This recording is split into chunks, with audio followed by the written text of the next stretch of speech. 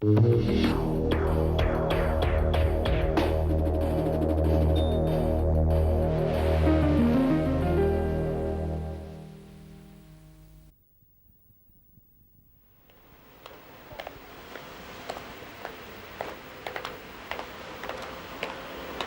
ne sais pas du tout ce qui fait qu'une femme peut ou ne peut pas. Moi, vraiment, je suis restée des années en me disant que je ne pourrais jamais me prostituer, que j'en serais incapable physiquement. Je me croyais vraiment incapable. Je connaissais les prostituées, je les voyais travailler, et je me disais jamais je pourrais le faire, jamais.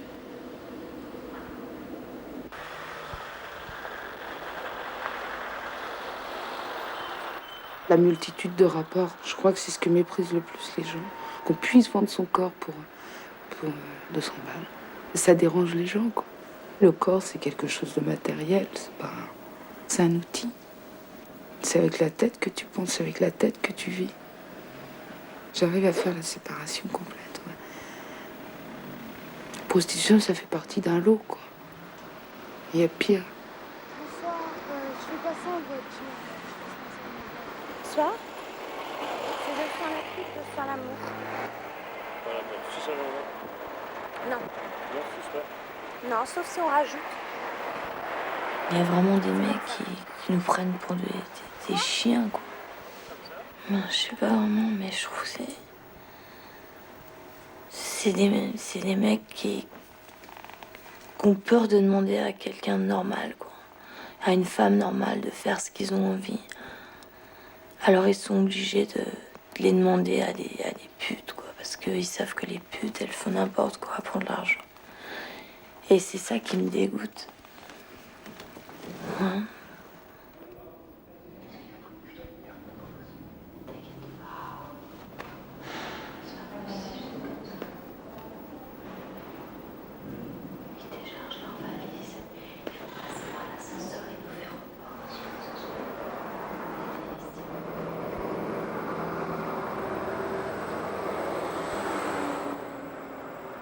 Moi, si on me demande mon avis sur une passe, si tu veux, moi je dirais que c'est sordide, effectivement, c'est vraiment sordide. Et bon, je gagne ma vie comme ça, mais je me dis toujours comment un homme fait pour venir, pour payer, pour ça, quoi. Et il revient en plus. Bon, qu'ils viennent une fois par curiosité, tu vois, mais l'essentiel, ce sont quand même des types qui savent ce qu'ils vont avoir, et ils reviennent quand même. Moi, ma participation, elle est très passive, hein. J'existe pas en tant que femme. Je serais femme dans ma vie privée, si tu veux. Mais quand je suis là, il n'est pas question que je sois une femme pour ces mecs-là.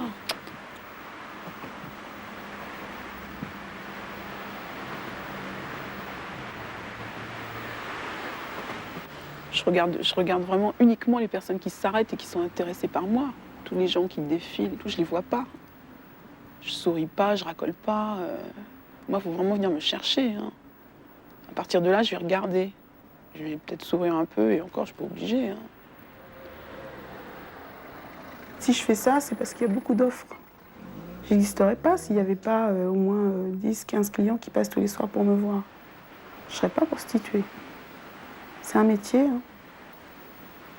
Plus tu te prostitues à un niveau élevé, plus tu es obligé de donner. Parce que c'est évident qu'un mec qui te donne 3 000 ou 4 000 balles, s'il veut ne serait-ce que t'embrasser sur la bouche, tu vas pas dire non. Moi, je sais qu'en voiture, le mec, il n'est pas question qu'il m'embrasse.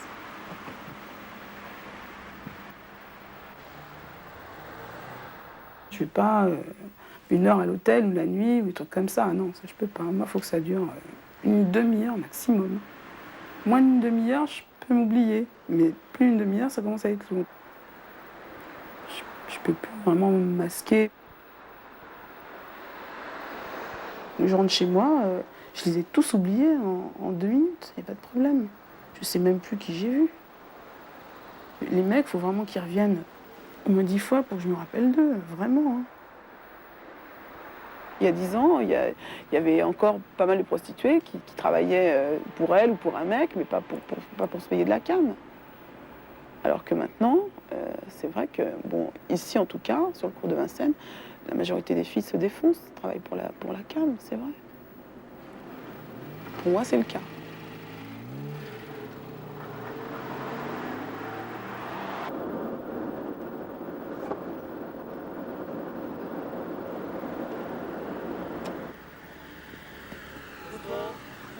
Je monte pas plusieurs.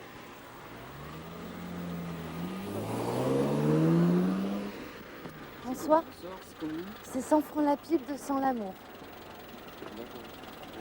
Au revoir. La première passe que j'ai faite, je me suis retrouvée en manque tout bêtement et je connaissais une fille qui faisait ça et elle m'a dit qu'après elle allait donc travailler pour faire de l'argent. Et je lui ai demandé comment ça se passait, qu'elle m'explique un petit peu. Elle m'a expliqué et à partir de là, il fallait que je me pose la question de si j'étais prête ou pas à faire ça. Et j'y ai été tout de suite parce que j'étais trop mal. Bon, à 5, à 10, à combien? Le premier client, ça fait drôle. On a envie de rigoler. Moi, en fait, je me rappelle que j'avais vraiment envie de rigoler. Je voyais pas ça du tout dramatique. Je trouvais ça ridicule. Et c'est après qu'on se dit, mais qu'est-ce que t'as fait? Mais sur le moment, je trouvais ça ridicule. Je pensais que j'allais le faire que rarement et dans des conditions idéales. À savoir choisir mon client, choisir le tarif, choisir ce que je veux bien faire et ce que je ne veux pas faire. Et au début, c'est comme ça. Mais très vite, l'argent a une telle importance quand t'es toxicomane que tu finis par le faire tous les jours et pas toujours dans les bonnes conditions. La pipe, c'est 100 francs la pipe, 200 francs l'amour. Ouais. C'est avec préservatif aussi. Ouais. Bon, bah ok, mais j'ai un client qui est parti chercher de l'argent pour l'hôtel. Et comme c'est un client que je connais, je lui ai dit que je l'attendais, puis moi, l'hôtel, ça m'intéresse quand même. Donc, faut que tu repasses quand je l'ai fait lui, parce que il m'a dit, je vais chercher l'argent, je reviens, puis c'est un client que je connais. Ouais. Bah oui, mais non, parce que si lui repasse entre-temps, il va pas me voir, il va aller voir ailleurs. Hein. Ah, c'est pas grave. Bah, excuse-moi, mais je préfère me faire 500 balles avec un client que je connais que 10 sacs avec un mec que je connais pas. Non, mais la logique, c'est pas grave. Il a raison. Moi, j'ai quand même les 3/4 de mes clients avec qui ça se passe rapidement parce que les gens maintenant ont plus de fric, donc ils se contentent d'un truc à 200 balles vite fait. Mais j'ai quand même un quart de clients qui m'emmènent à l'hôtel, avec qui je passe la soirée. Et moi, je préfère même faire ça parce que d'abord, le contact est meilleur. Et puis en plus, on fait plus d'argent en un seul coup. On sait à qui on a affaire. Et puis en plus, il revient. Donc c'est mieux que d'avoir affaire à quelqu'un. On ne sait pas s'il va nous agresser, si ça va durer de plombe pour 3 fois rien. Bon, moi, je trouve que c'est mieux de mettre le prix, quitte à y aller moins souvent, et de passer un bon moment, parce qu'en plus, on peut réaliser des fantasmes, ce qu'on peut absolument pas faire quand ça se passe en voiture 5 minutes.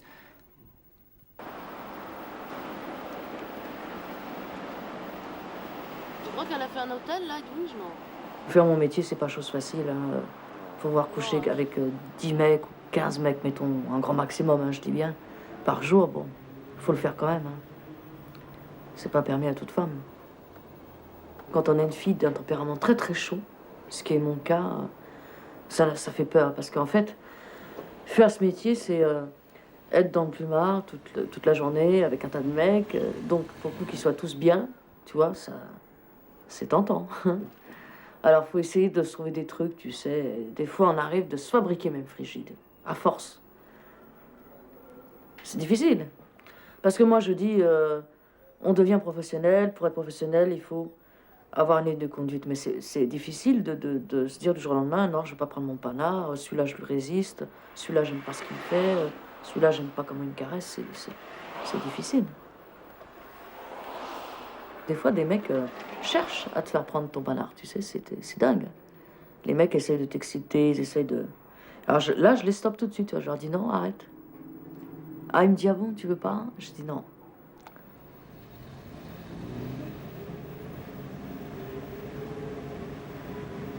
On a toujours considéré les prostituées comme une espèce de déchet. Une épave, une femme qui est sale. Parce qu'on fait l'amour avec beaucoup d'hommes. Il y a tout ça à enlever comme image. Quand on dit une prostituée, on ne peut pas s'empêcher de dire, tiens, c'est une fille sale. On la voit. On la voit sale. On la voit qu'un corps sale avec un sexe sale, tu vois. Bon, tu vois, moi, j'ai 15 ans de métier, j'ai un sexe propre. J'ai jamais de problème. Je veux dire, bon, c'est pas pour ça que je vais pas chez le médecin, je me fais pas, que je me lave pas bien, un truc comme ça, tu vois. J'ai des habitudes qui me suivent depuis 3 ans que j'ai installé ici, par exemple, à la Nation. Bon, ben, ils me suivent toujours. Ils sont contents de moi. Bon, ben, je me donne du mal aussi. Hein. J'ai un tas de spécialités, quoi. Bon, j'ai des clients qui aiment être attachés, des trucs comme ça. Ils ont vraiment... mais c'est très sérieux, quoi. Ils amènent vraiment leur matériel. Faut pas avoir envie de rire ou des trucs comme ça, hein, parce que des fois, c'est un peu choquant, mais bon. Tout est banal en amour. Il faut pas être choqué, il faut... Bon, puis quand il y a du fric de proposer par derrière, c'est sûr, c'est toujours tentant. Pour le fric, on le fait. On cède pour l'argent. T'as vu, j'avais pas menti qu'il y a une fille qui est montée dans la voiture, une blonde. Oh là, ça va. Non, on dit rien, la laisse travailler, on va le choper. On va lui prendre ses sous. Mais il y en a encore une là-bas, regarde. Oh là là. Allez, on y va. Vas-y. On se protège entre nous, ça c'est la loi des putes. On ne doit pas dire moi j'ai des mecs derrière pour me protéger. Ça n'existe pas normalement. Fais la loi à ton territoire. Allez, Les putes, c'est des filles qui sont seules, qui n'ont pas de mec, qui n'ont pas de mari. Parce que quand tu fais ce métier, tu retiens pas un mec. Tu peux pas. Les mecs supportent pas la vie que tu vis, la vie que tu mènes. Moi, j'ai eu un petit ami, il m'a quitté pour ça, parce qu'il supportait pas. Il m'a dit, écoute, ou tu quittes, t'arrêtes de faire ce métier, ou je te quitte. Et je suis pas cédé. Ah, il m'a quitté. Autant je peux mettre des hommes à genoux parce que je leur plais, mais autant que ça peut me rendre malheureuse, moi, parce qu'en fin de journée, ça m'apporte rien. Tu comprends? Quand je rentre le soir chez moi, je suis toute seule. J'ai que mon pognon, c'est tout. Et j'ai toujours ma solitude avec moi. Je n'ai jamais été à l'école pratiquement. Enfin, j'ai eu des problèmes, moi, à ma naissance. Je n'ai pas connu mes parents. Je me suis élevée toute seule, donc je suis vraiment une fille un petit peu de la rue, quoi, comme on dit. Je serais plutôt autodidacte. Moi, j'ai voulu en apprendre des choses. Je n'ai pas pu, toujours. Mais j'ai voulu en faire des trucs. Hein. Bon. Au départ, je faisais pas du tout ça pour dire c'est mon métier. Je me suis sentie un peu sale et un peu comme une épave. Je me disais quoi, ça y est, je suis tombée dans le panneau. Je suis juste capable de faire ça que pour du fric. Et j'ai eu très peur. Et c'est là que je me suis remise en question. Mais après, il y a toujours un tas de trucs qui rentrent en ligne de compte, tu vois, qui me remontent le moral. Bon. Après, je suis obligée de revoir quand même ma pauvreté du passé, tu vois. Et c'est ça qui me redonne la pêche de continuer. Toutes les fois, j'ai passé devant des restaurants très chers. Je pouvais jamais me payer tel plat, des trucs comme ça. Là, j'ai pris une revanche à propos de la bouffe, c'est dingue. C'est bête, hein? C'est comme ça. Tu sais, je gagnerai moins quand j'aurai mon petit commerce, hein, je le sais. C'est pour ça que ça me fait tarder comme ça. Là, je pourrais plus dépenser comme je dépense en ce moment. Hein. Mais je prends le risque, c'est pas grave. De toute manière, la vie, c'est ça, en fait. T'as beaucoup de fric aujourd'hui, t'as moins de fric demain. Ouais. L'important, c'est d'avoir envie de vivre. Et d'aimer sa vie.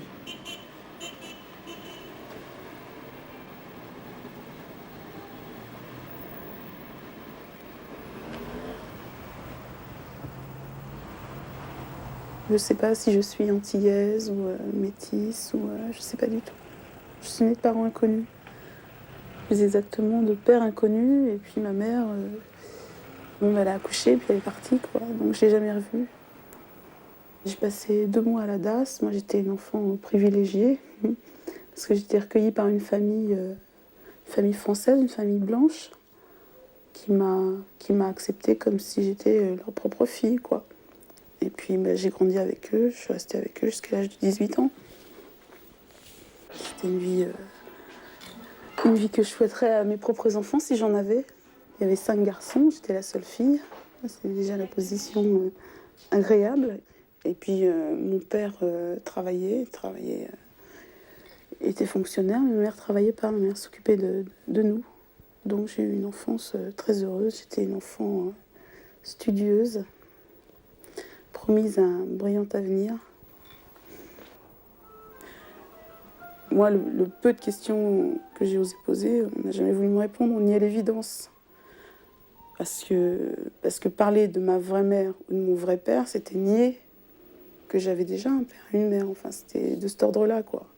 Et c'était très fort, hein. C'était tellement fort que ça m'a bloqué jusqu'à l'âge de 30 ans. J'ai jamais posé une question sur mes propres parents. Parce que s'il s'agissait d'affronter le réel, je m'affrontais à ma famille. Je m'affrontais à leur refus de me répondre.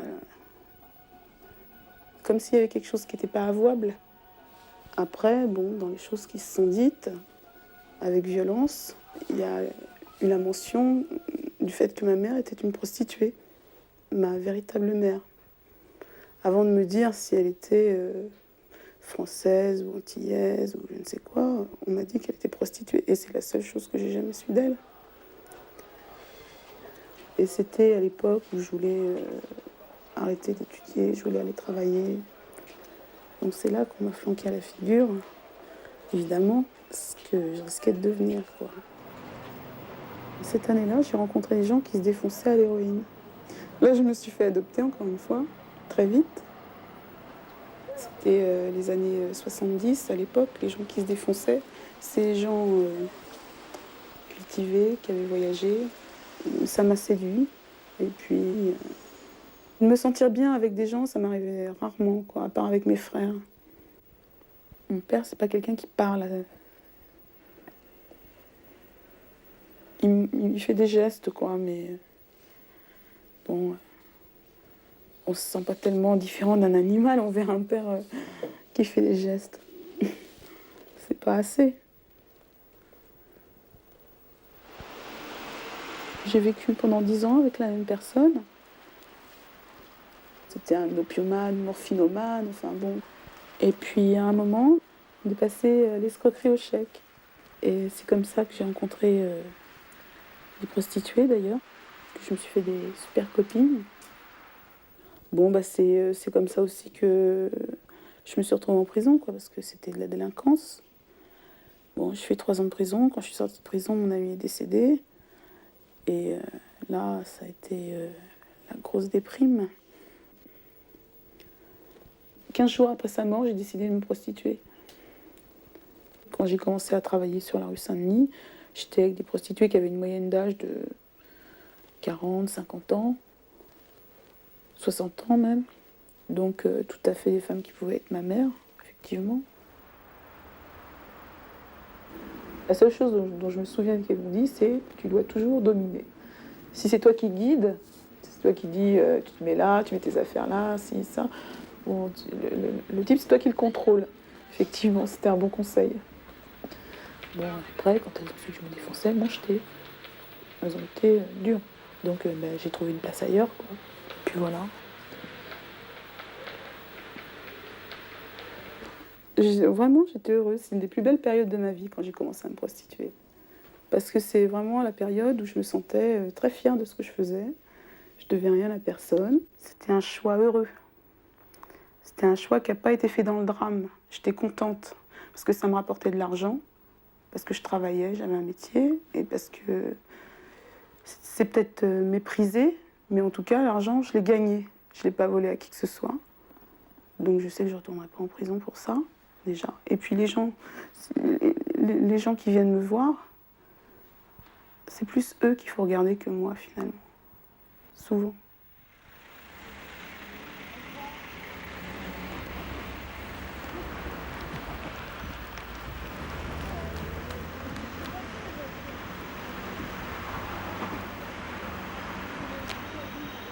Quand on fait le taf, on n'a aucune contrainte.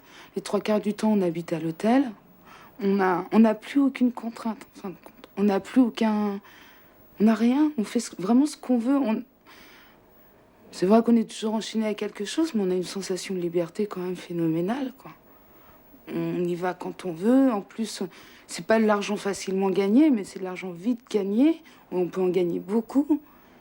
On a l'impression d'obéir qu'à soi-même. C'est vrai qu'au début, j'en ai vu qui étaient un peu agressifs, quoi. Et à chaque fois qu'on m'a engueulé, je me suis mis 2 mètres plus loin, jusqu'au jour où il n'y avait plus personne pour m'engueuler.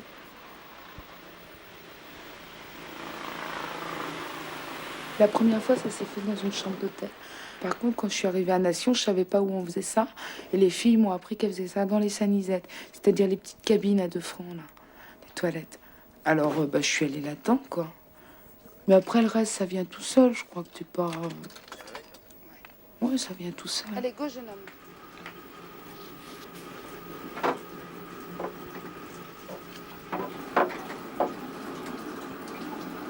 Là, tu te baisses un petit peu, là. Vas-y, insiste. Insiste. Voilà. T'as du papier pour tissu. Ça a été. J'ai des clients qui me demandent sans préservatif. Je les fais pas. Je perds beaucoup de gens comme ça pour la fellation sans préservatif. Il y en a énormément qui... Mais c'est pas qu'une question de sida, quoi. C'est une question d'hygiène simple, quoi. Je peux pas prendre le sperme de 10 mecs dans ma bouche ou prendre rien que l'odeur de 10 mecs dans ma bouche, c'est dégueulasse. Puis ça met une barrière de plus entre nous, je suis pas sa copine, quoi. Alors en plus, ils ont des sièges bébés derrière, ils ont une famille, ils ont des enfants, mais rien à foutre. Je connais pas une fille saine qui accepterait de faire ça sans préservatif si elle n'était pas contaminée. Quand on arrive à l'acte, je pense à rien. Des fois, t'as rien à penser, quoi. Tu vois, dans les sanisettes, quand il y a l'acte, tu vois... Parce qu'il y a de l'eau, tu sais, il y a de l'eau qui coule. Bah, tu regardes l'eau qui coule, tu vois l'eau qui coule, point, quoi. Ou alors tu fermes les yeux et puis tu vois le noir, c'est... Puis tu penses au noir que tu vois, j'en sais rien, mais... Enfin, ouais, peut-être que je pense à quelque chose, remarque, mais... J'ai vraiment l'impression de penser à rien, en tout cas. T'attends que ça se passe, quoi. Tu te dis vivement que ça se termine. Vivement que ce soit fini, quoi. Souvent, t'as des types, ils viennent nous voir parce qu'ils ont trouvé encore plus bas qu'eux, quoi. Ils pensent qu'on est plus...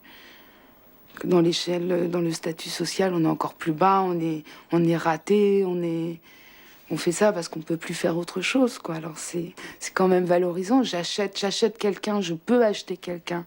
Pour ça qu'ils sont plus forts. Parce que lui, qui est commandé par sa femme, son patron, machin, il peut se payer quelqu'un. C'est... Ah ouais, je suis plus fort, je peux l'acheter.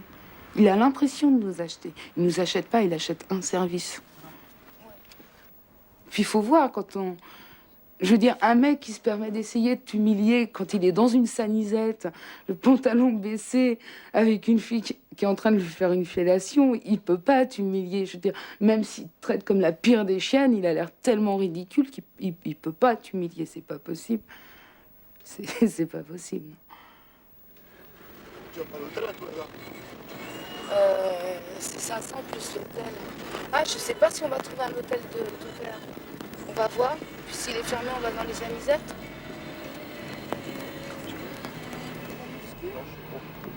Ah non, mais t'es carré aussi. Non, non. Non, t'es pas obèse, t'es un peu rond, quoi, comme moi. On fait plus envie de pitié.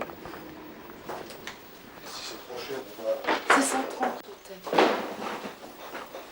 T'as picolé? Tu peux.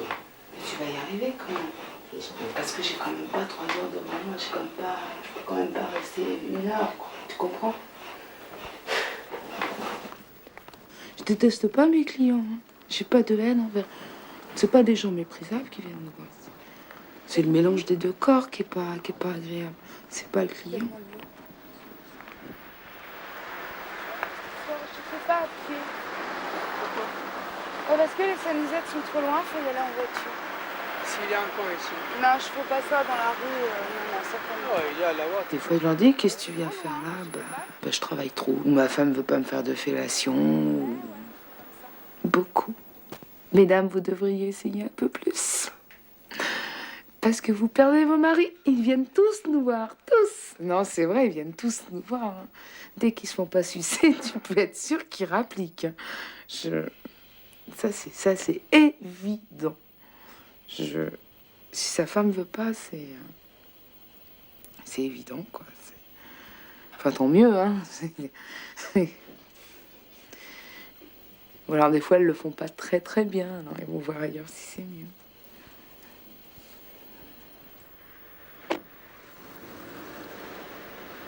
moi, faire une pipe, ça représentait le summum de la vulgarité. Je me suis rendu compte que c'était rien du tout. Mais c'est là qu'on voit qu'il y a énormément d'hommes qui viennent pour ça. Parce que avec leurs femmes, elles veulent pas faire de pipe, de choses comme ça. Mais nous, de toute façon, ce qui est sûr, c'est qu'on leur donnera jamais d'affection, de sentiments. Et c'est complètement faux, quoi, tout ça. C'est complètement artificiel. Mais je suppose que c'est efficace quand même, puisque il y a toujours autant de demandes. Il y a des gens qui sont vraiment malheureux. J'ai fait aussi des handicapés. Ces gens-là ont le droit au plaisir au même titre que n'importe qui. Donc pourquoi les refuser? Bonsoir. C'est 100 francs la pipe, 200 francs l'amour. Les préservatifs, la pipe? Enfin, l'amour, c'est avec préservatif. Mais même la pipe, normalement, il faut faire avec. La demande sans préservatif est énorme. Il y a des gens qui demandent à payer plus cher, qui proposent de payer plus cher pour le faire sans préservatif. On a beau leur expliquer, ils reviennent. Ça veut dire qu'ils trouvent. S'ils reviennent, c'est qu'ils trouvent des filles qui disent oui. Et bon, évidemment qu'à partir du moment où on sait qu'on est atteint, on est censé ne plus jamais faire ça sans préservatif. On pense toujours que ces trucs-là n'arrivent qu'aux autres et que c'est réservé aux PD, aux prostituées, aux toxicos. C'est loin d'être le cas. Et il faut pas se dire c'est les prostituées qui contaminent les clients. Ça peut très bien être les clients qui contaminent les prostituées. Mais la responsabilité, elle est dans les deux sens. À partir du moment où on accepte de prendre le risque, bon bah il faut savoir si on veut jouer avec sa vie ou pas. C'est là que je parle de... Maintenant, je peux plus retomber sur mes pattes et recommencer à zéro. On m'a annoncé un jour que j'étais séropositive. Pour moi, la vie, c'est quand même drôlement écourté.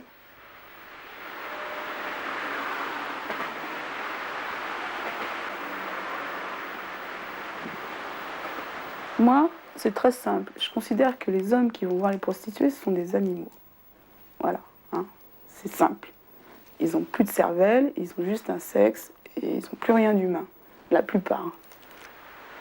C'est grave ce qu'ils sont prêts à faire pour 10 minutes, pour tirer un coup. C'est vraiment dingue, quoi. C'est dingue. Pratiquement tous, hein. Quand ils ont terminé, ils sont mal. Mais c'est pas après, une fois qu'il a vu que c'est minable, qu'il va venir me reprocher à moi que c'est minable. Parce qu'ils ont eu ce qu'ils voulaient. Leur fantasme, c'est pas mon problème, ça.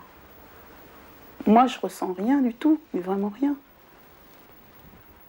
Mais pour moi, que quelqu'un me pénètre avec un préservatif, ça me gêne pas plus que de taper toute la journée sur une machine. Parce que la pénétration avec un préservatif, c'est froid. Ça met une barrière mentale. Et physique aussi, d'ailleurs. Moi, je sais qu'en plus, on travaille en voiture, donc tu peux pas te laver. Donc, faire sans préservatif, c'est... Bon, de toute façon, c'est bien simple. Enlever la capote, c'est jamais la fille qui le propose, c'est toujours le client qui veut. Et c'est le client qui est prêt à payer en plus. Et c'est le client qui est con, parce que s'il rencontre une fille qui est d'accord, c'est qu'elle est déjà malade et qu'elle n'a plus rien à perdre. Il veut pas comprendre ça. Une fille qui refuse, c'est évident qu'elle a sa santé pour elle, qu'il n'est pas question que pour 500 balles, elle se chope le sida. Donc, s'il tombe sur une gonzesse qui accepte, c'est qu'elle est déjà malade, elle ne pourra pas l'être plus de toute façon. Hein. Et puis quelqu'un qui vit au jour le jour, c'est pas important. Seulement lui, il est père de famille, il ramène ça à sa gonzesse, à ses gosses, t'en sais rien. Et puis voilà. Il y en a des clients sensés quand même.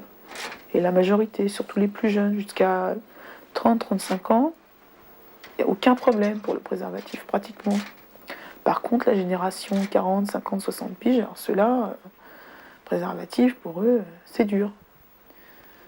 C'est dur. Ils n'ont rien compris.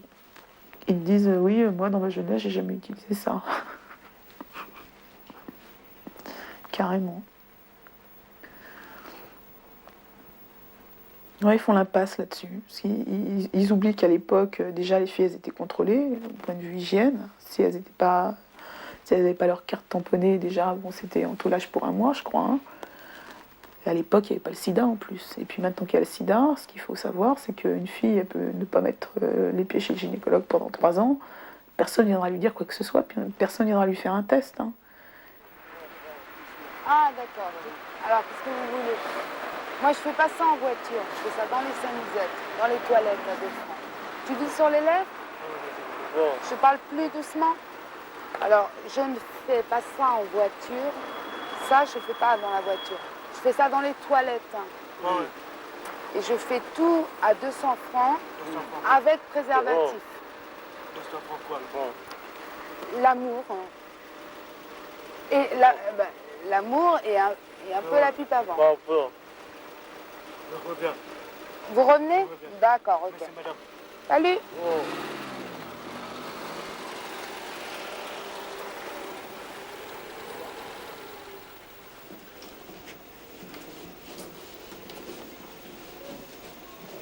Maman était surveillante, papa infirmier. C'était quand même l'époque de Luther King, tout ça, où on croyait réellement qu'on pouvait avoir un monde meilleur, quoi. Mon père était très imprégné de tout ça. Et, par exemple, Che Guevara, on n'a pas le droit de l'oublier. Il y a quand même eu Angela Davis, il y a quand même eu tout ça, quoi.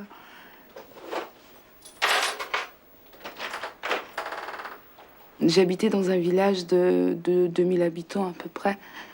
Et mon adolescence, ça a sûrement été les pires années de ma vie, quoi. Comme j'étais grosse et moche et que personne voulait sortir avec moi, ben, j'avais le droit au tripotage collectif. À chaque fois, je mettais le pied en dehors de chez moi, quoi. Puis ils avaient l'impression de me rendre service, quoi. C'était pas... C'est vrai qu'il n'y avait pas pénétration, mais c'était carrément du viol, quoi. Ils te dessapaient et puis ils te tripotaient pendant 20 minutes et puis après, bon, bah, ils se barraient, quoi. En disant, ouais, merci la grosse. Même si c'est la seule façon d'avoir des copains, c'est pas la bonne, quoi. Tu préfères rester chez toi enfermé. Mais question de petite enfance, non, c'était... Il m'est arrivé... J'avais une grand-mère, mon arrière-grand-mère, qui a élevé ma mère, qui habitait à Tournant-en-Brie dans le 77. Et...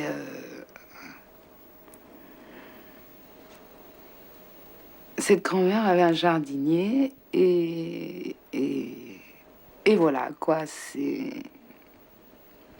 pas vraiment facile à dire. Et ben voilà, quoi. J'ai fait ma première fellation à 4 ans. Et... Mais bon, à cette époque-là, j'ai oublié. Je veux dire... Bon, sur le coup, ça m'a... pas à l'aise, quoi. J'ai pas trop compris. J'ai bien trouvé ça dégoûtant, mais pas trop compris. Puis tous ces gens-là me menacent. Si tu le répètes, on va te taper, on va donc... Plus tu te sens coupable. Et je sais pas, j'ai fait abstraction totale de ces événements. J'y ai plus repensé du tout. C'est réapparu, surtout au moment de l'adolescence, quoi.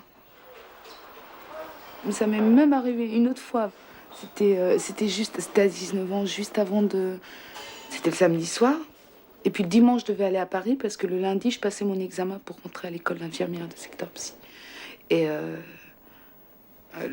le soir, j'ai rencontré un mec au concert.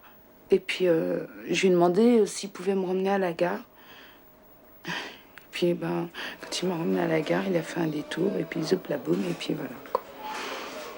Donc t'y passes, quoi, t'as pas le choix. De toute façon, avec les mecs, t'as jamais le choix, quoi. Alors maintenant, je les fais payer.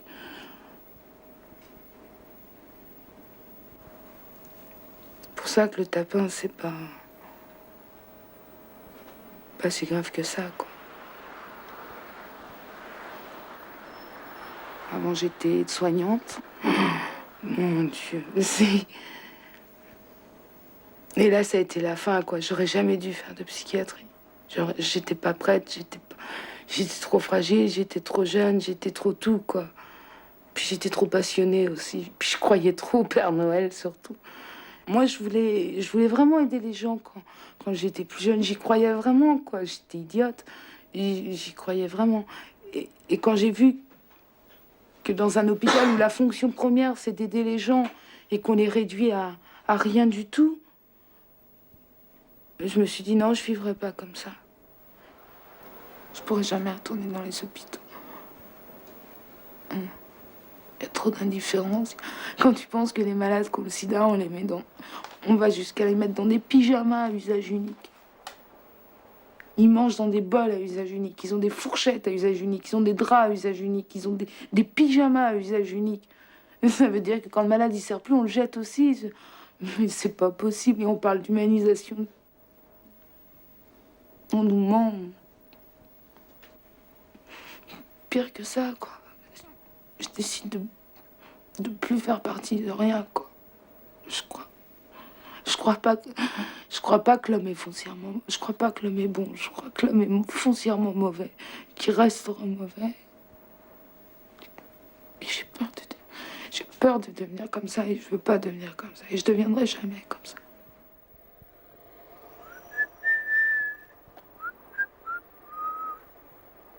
Pour moi, la vie, c'était un cadeau et il fallait que je vive à 100 à l'heure les choses le plus possible et pas que je perde mon temps à faire des choses qui me plaisent pas. Après, le problème, après, ça a été la cam parce que ça a remplacé beaucoup de choses. C'est vrai que dans notre société, il y a tellement de choses qui sont médiocres. Puis nous-mêmes, des fois, on est tellement médiocres qu'on a envie de dépasser un peu tout ça et de vivre des choses plus pures, plus fortes. Mais le danger, c'est que, après, on n'a plus aucune personnalité et on vit plus que pour ça. Je me plaignais avant du métro boulot dodo, mais en fait, j'ai recréé exactement le même système en faisant hôtel, cours de Vincennes, cam, hôtel, et le temps passe très vite. Moi, avec un bac et puis en parlant deux langues, comme j'avais déjà travaillé en plus, je savais que dans la vie, je pouvais arriver à me débrouiller. Si j'arrêtais la toxicomanie, je pouvais arriver à me débrouiller. Si un jour on doit retrouver la normalité, c'est dur de se lever le matin, d'accepter les réflexions des autres. Alors que là, s'il y en a un qui se comporte pas correctement, on lui répond ce qu'on veut. Il pourra pas nous licencier. Il y aura d'autres clients derrière quand même. J'ai pas entendu. Pourquoi ils s'arrêtent pour me demander les tarifs? Tarif, ils savent bien, hein. C'est le même tarif. Oui, mais des fois ils veulent des trucs, tu vois, et puis même pour voir la nana comment elle est de près, quoi, c'est tout. Pourquoi? Ah ouais. Tu dois augmenter les tarifs, toi. Tout ce que j'ai appris, ça laisse forcément des traces. Je pensais qu'un jour on pouvait arrêter, tourner la page et oublier de tout. Mais en fait, on n'oublie rien. Ah, une moto. Je n'ai besoin de personne dans Harley Davidson.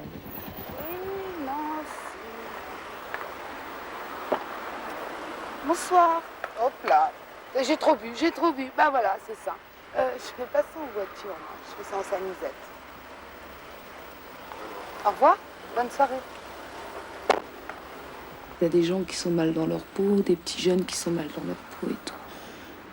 Tu peux leur apporter plein de choses, en fait. Si tu leur parles bien, si tu...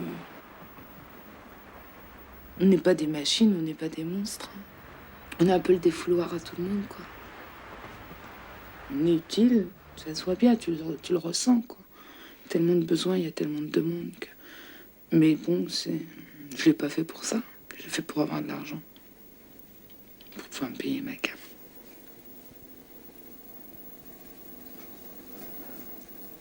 Parce que, à l'heure actuelle, ma meilleure maîtresse, c'est l'héroïne, quoi.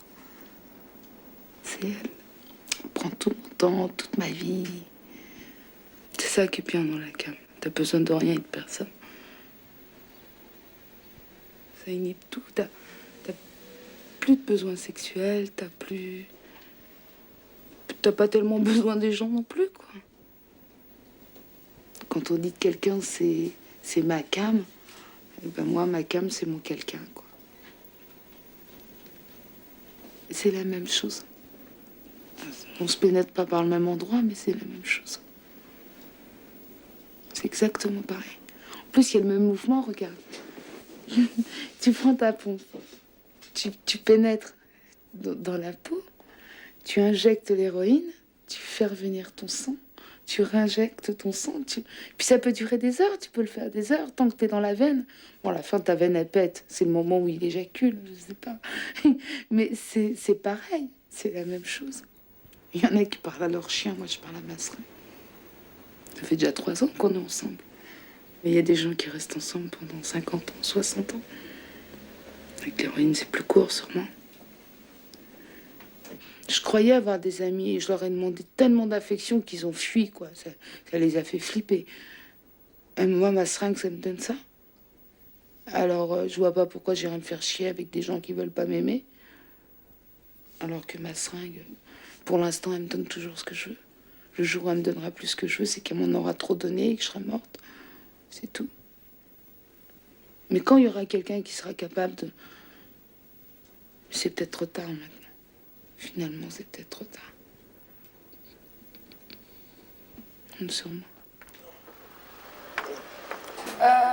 Moi, je vais rentrer à pied. Non.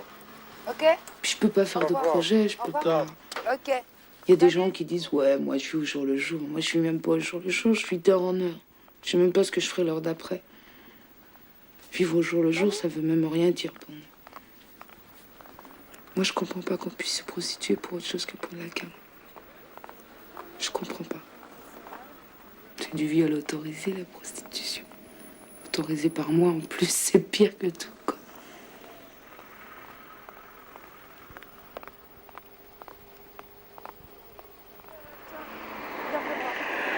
Ils ont mis un micro? Non? Ouais?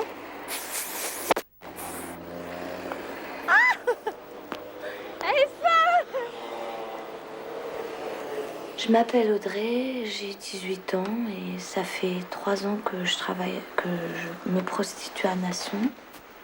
J'ai fait mon premier client et tout, et puis ça m'a vachement plu parce que ça a duré 5 minutes, j'ai eu 200 balles et tout. Alors bon, j'ai continué, et puis j'ai vu que bon, en 1h30, quoi, je me suis fait 1000 balles et tout. Et puis au début, je le vivais très bien, quoi. Je me disais, ouais, en 5 minutes, je me fais 200 balles, c'est génial, quoi. Ça m'amusait même à la limite de rigoler sur le trottoir avec les nanas et tout. Et puis, à force de faire ça, ça m'a... À la fin, j'ai trouvé ça complètement nul, quoi. Et ça m'a démoralisé encore plus, quoi. Pourtant, j'ai mis du temps à... Bon, maintenant, je suis habituée, je fais ça machinalement, mais ça me dégoûte quand je sais que je dois y aller et tout. Ça m'emmerde de voir tous ces mecs et tout. Mais là-bas, il y a pratiquement que des cinglés, quoi, qui sont là soit pour mater, soit pour...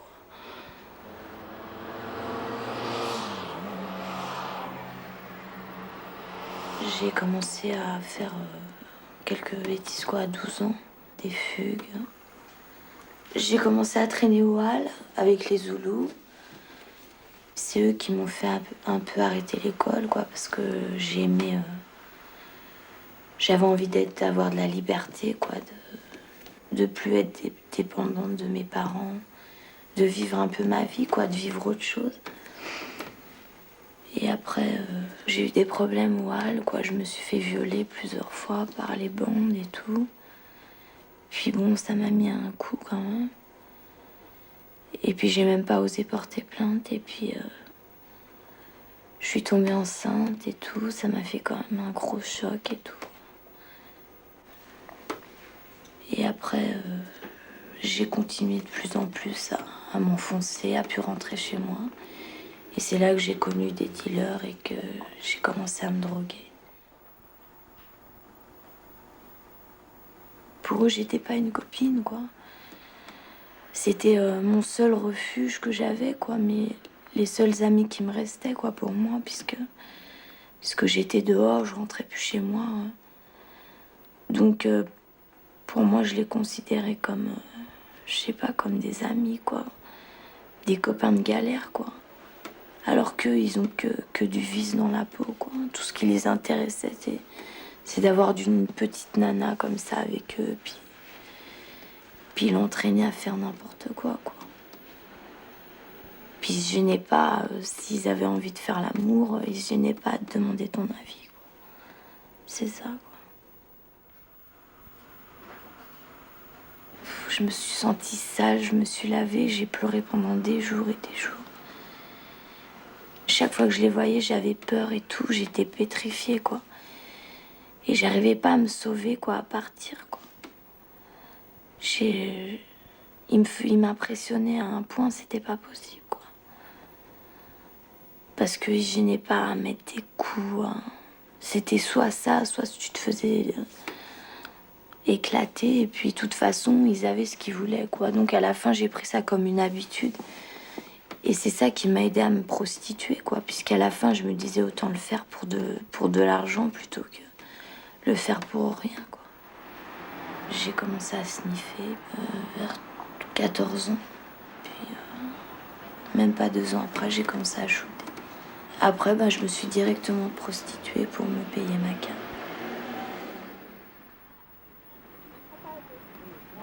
Mais je suis vachement agressive parce que je veux montrer que faut pas qu'ils m'arnaquent, quoi, qu'ils s'amusent pas à ça, quoi. Mais je veux leur montrer dès le départ que je suis ferme et que je ferai pas n'importe quoi. Bonsoir, bonsoir. Il y a des mecs qui viennent carrément, ils te montrent sans préservatif, ils sont prêts à donner 1000 francs et tout, mais je ferai jamais ça. J'ai pas envie d'attraper le sida pour 200 ou 500 balles. Ça serait trop con. Comment? C'est bon?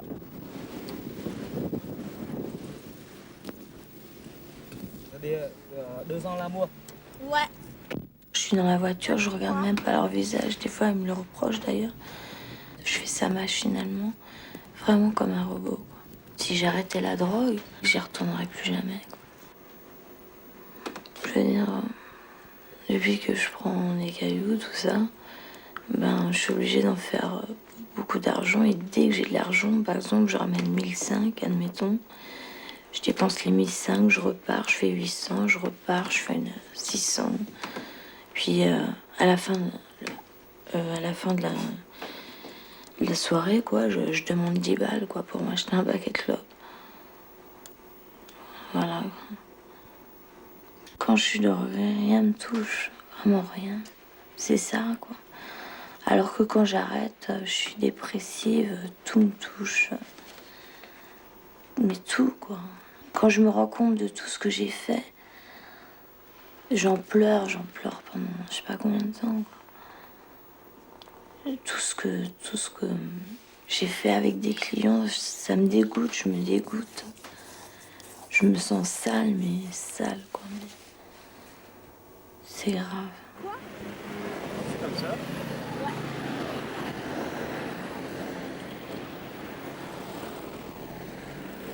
J'ai aucun rapport avec ma famille, je leur raconte rien. Je dévoile jamais ce que j'ai au fond de mon cœur à personne, quoi. Je montre jamais mon côté sentimental, tout ça, quoi. Je joue toujours les durs, quoi. Je dis jamais mes états d'âme, je garde tout pour moi. Ok, tout droit. Ah, parce qu'on dirait quand même un gendarme. Pompier. Je crois que je me suis endurcie psychologiquement. Je vois vraiment la réalité en face, quoi. Enfin, je trouve que je vois que le côté négatif de la vie. Les hommes, maintenant, vraiment, ils me dégoûtent. Je crois que je les vois sous leur vraie facette, quoi. Vraiment. Et je crois que ça va me perturber plus tard dans ma vie sexuelle, d'ailleurs. Mais pour l'instant, je crois que je vais essayer de m'en sortir, du moins essayer, quoi. Mais je dis pas que j'y arriverai, ça se trouve dans 15 ans, je serai toujours là.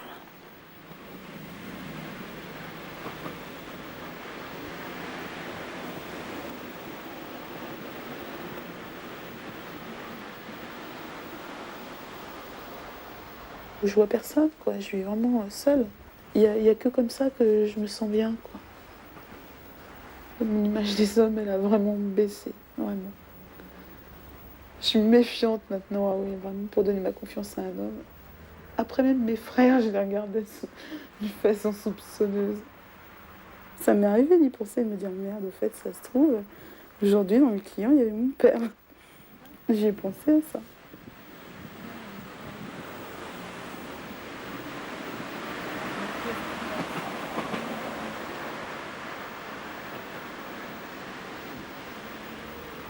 Quand je fais le tapin, je suis morte. Quand je me défonce, je suis morte. Quand je dors, peut-être je vis un peu. Depuis que je me prostitue, je suis bloquée. Complètement bloquée. J'ai commencé par me bloquer mentalement, et puis c'est devenu physique, quoi. J'ai des comportements qui vont pas attirer les gens vers moi. Je vais me renfermer sur moi-même, je vais me replier sur... Je suis handicapée un peu. Et c'est quoi cette vie-là? Avec la défonce, j'ai un peu plus d'assurance. Parce que j'ai pas ce corps-là, que je sais pas où mettre, comment mettre, qui c'est. Voilà, c'est ça. C'est simple, hein. C'est un malaise que je trimballe comme ça. Et puis, des fois, vraiment, je me trouve lourde. Si j'étais pas désespérée, je me défoncerais pas. Je suis tellement aliénée dans mon rythme et dans mon comportement que je peux pas en sortir. Tout mon argent passe dans la défonce. Ça tourne autour de 2000 francs. À la fin de la journée, j'ai même plus les 2000 balles. Je rentre me coucher, en général, j'arrive même pas à garder un peu d'argent pour que je me réveille. Je me prostitue, mais je suis une clocharde, hein. J'ai pas de domicile. Ce qui m'appartient, ça tient dans un sac de voyage. Je suis une vraie clocharde. J'ai pas cherché à me dire, oh là là, dans 5 ans, j'arrête, ou non. Je dis, bon, aujourd'hui, je fais ça. Demain, sûrement que je le ferai encore. Après, je sais pas où je serai, quoi.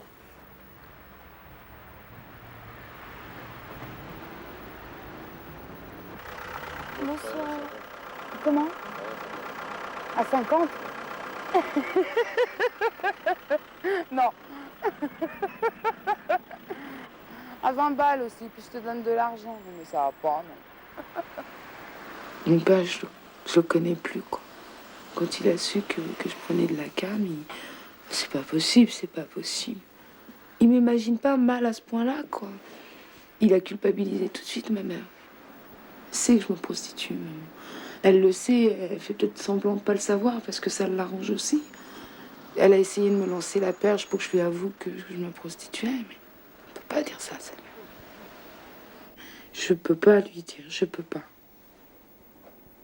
Ça, c'est sûrement la meilleure façon de lui dire, quoi. Je crois que c'est la seule façon que j'ai trouvée pour lui dire, en fin de compte. Ouais, c'est la seule façon. Au début, je m'étais imaginé, je vais aller chez le psychiatre, et puis lui dire chez le psychiatre, face à quelqu'un qui pourrait être l'arbitre. On ne peut pas lui dire comme ça. Et non, la seule façon, c'est celle-là, quoi. Lui écrire, non. Je veux pas être là, quoi. Je veux pas voir ça. Ça doit être horrible pour une mère ça doit rien avoir de pire que ça, quoi. J'ai déjà annoncé que j'étais toxicomane. Maintenant, je vais l'achever, quoi. Et puis, elle est pas prête. On n'est jamais prêt à entendre ça, quoi. Déjà, quand je lui ai dit que j'étais toxicomane, maman, c'est quelqu'un qui hurle, qui crie, quand ça va pas, elle a de la vie, tu vois. Et quand j'ai appris que j'étais toxicomane, j'ai eu le droit à un silence de 30 secondes, 1 minute. Je veux pas revivre ça.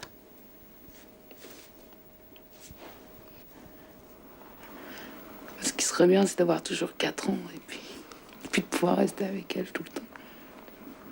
Mais bon, il y a des moments de lucidité, là, c'est...